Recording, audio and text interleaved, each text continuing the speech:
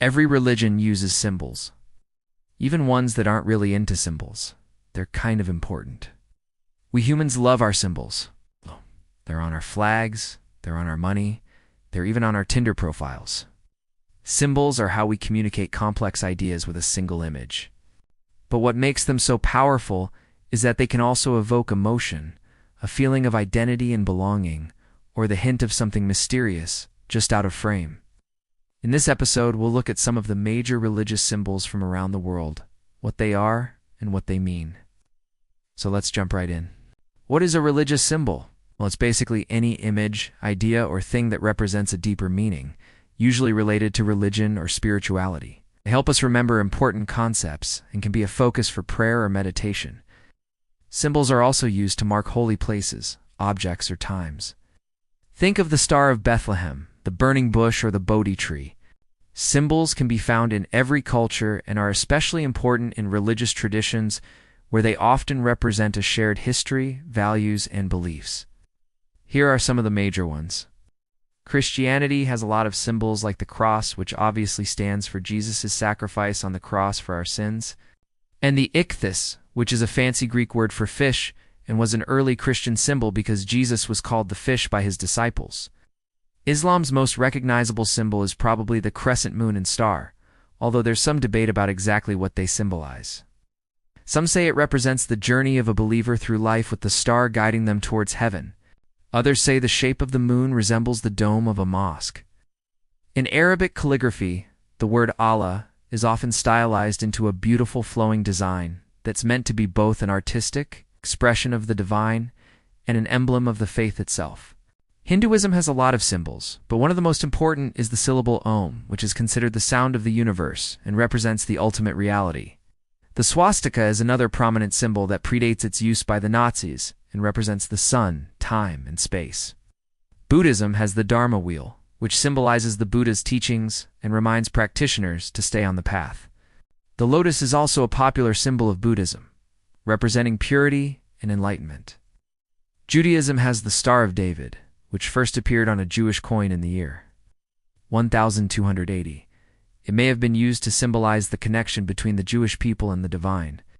Another important Jewish symbol is the menorah, the seven-branched candelabrum that was used in the temple in Jerusalem. It represents the presence of God in the world. Sikhism only has one required symbol, the khanda, which is a stylized sword representing courage, justice, and equality. Taoism and Confucianism share a lot of symbols, including the yin-yang, which represents the balance between opposing forces in the universe. Shinto has a lot of nature-based symbols, but one of the most iconic is the torii gate, which is a type of traditional Japanese gate that's often found at the entrance to a Shinto shrine. They symbolize the transition from the everyday world to the sacred space beyond. Indigenous faiths have a lot of symbols, too many to really get into here. But some common ones include the feather, which often represents wisdom, healing, and connection to the spiritual world. The totem, which is a type of symbol that represents a clan or family and embodies their shared history and values. And the sun wheel, which is a symbol of the sun and its life-giving power. Of course, these are just a few of the many, many religious symbols out there. If you want to know more, I highly recommend checking out the links in the description. But here's a quick overview of some of the common threads that run through all these symbols. A lot of them are shapes, like circles, stars, and waves. These shapes often represent wholeness, unity, and continuity. Other symbols are based on things from nature, like animals, plants, and celestial bodies.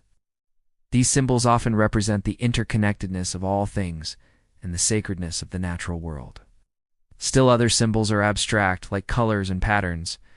These symbols often represent qualities like peace, love, and joy.